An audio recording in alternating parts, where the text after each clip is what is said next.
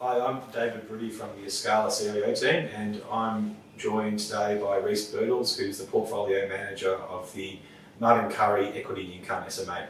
Hello, Reece. Hello. And we're just going to ask a few questions following reporting season. So, given your portfolio is tilted towards domestic-focused companies rather than international, how are you positioned against a declining consumption trends, or do you take a more optimistic view of the economic outlook? The companies we have are really exposed to what we say is the more consumer staple part of the market. And we think the most important element there is a decreasing inflation in the consumer goods space. And a lot of it is driven by the tightening of the labour market. So jobs in Australia have been growing strongly. That is leading to higher wages and higher household income. And you're actually seeing quite strong household income and tax growth at the moment. So the companies we have are benefiting from that theme.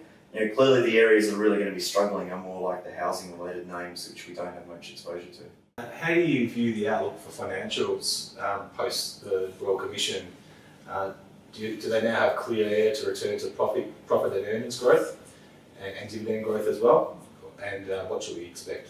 So for the banks, we'd say credit growth is still in quite a constrained environment. It does seem that they've been over-tightened lending standards and they're going to loosen those to a degree, but that still means for their loan books that it's going to be quite a subdued profile on growth and dividends.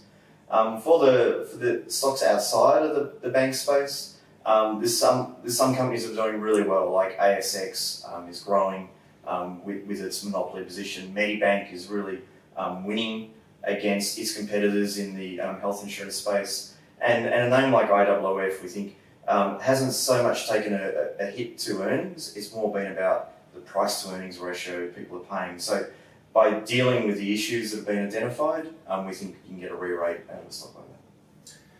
On the assumption that there is a change of government at the upcoming federal election and Labor's proposed franking credit policy is adopted, would you rethink how you would structure the portfolio, possibly more towards high-yielding equities without franking credits attached to them, like Reece, utilities and infrastructure? Yeah, so clearly, if the rules change, we'll look at the rules in place to achieve the best outcome on an after-tax yield basis, plus growth in that dividend stream. That's the way we look at the portfolio, and it could be that there might be more tailoring required depending on the nature of the investor, and there could be slightly different portfolios depending on how much benefit they get from franking credits. And finally, how do you think about the expected return from the income strategy going forward? So the most important drivers we think of the income strategy long term is what's the expected dividend yield in the next 12 months, and how does that dollar income stream from the dividends grow over time. So currently the forward yield is about 7.2% growth.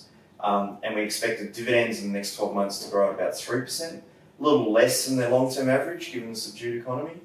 So you're looking at around the 10% expected return over time, and that income stream is very stable, and that's really what we're trying to deliver.